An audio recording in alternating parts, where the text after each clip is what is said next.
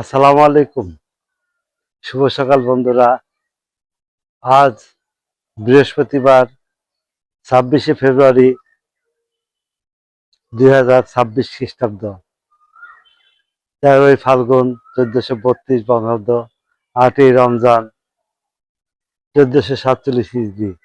ঋতু পরিক্রমায় এখন বসন্তকাল।